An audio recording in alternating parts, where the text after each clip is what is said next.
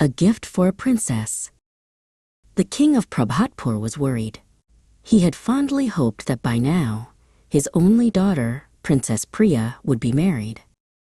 There certainly was no shortage of suitors, for the princess was extremely beautiful, and whoever married the princess would one day become the ruler of the kingdom, with all its power and riches. There were 3 princes who were forever visiting the palace, hoping to win the hand of the princess. Each of the princes were perfectly eligible. They were handsome, and each was descended from great rulers of Indian kingdoms. But it was of no use. The princess just couldn't make up her mind as to which of the 3 princes she would like to marry.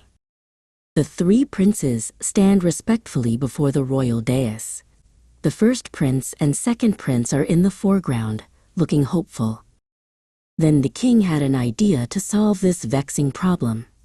So sending for the princess, he said to her, "Months roll by, and still you cannot decide which of the 3 princes you will wed.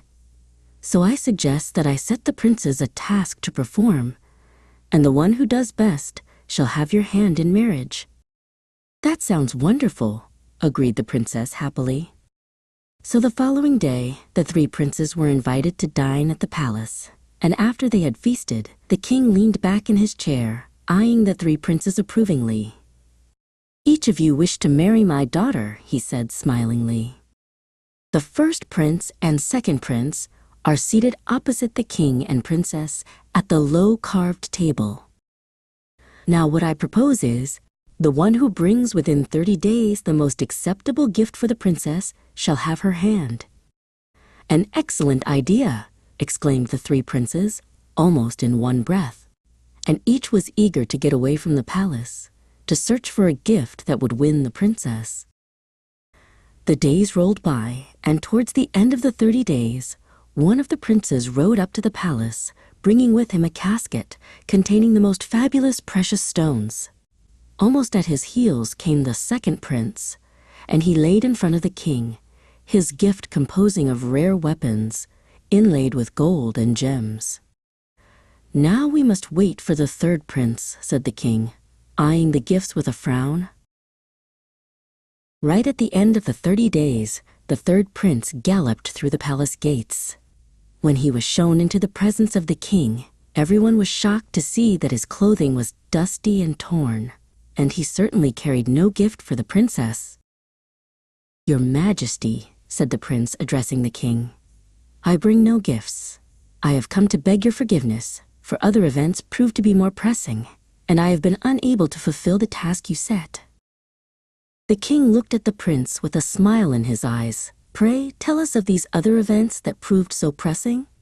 "It's not a long story, sire," replied the prince promptly. 2 days' ride from your kingdom, I encountered a band of men, women, and children who were in great distress. A band of robbers had raided their village, and having looted everything worth taking, the robbers set fire to the village. "The villagers were scared," went on the prince, "but I banded the men together and raised more men from neighboring villages. Then, with my motley army, I invaded the robbers' territory and defeated them soundly. It all took time, so I no longer consider myself a suitor for your daughter. I merely beg you to forgive me." "Nonsense!" exclaimed the king. "Your valor in helping those in distress is the greatest gift you could bestow on the princess." At a sign from her father, the princess, smiling demurely, took a garland of roses and placed it round the neck of the prince.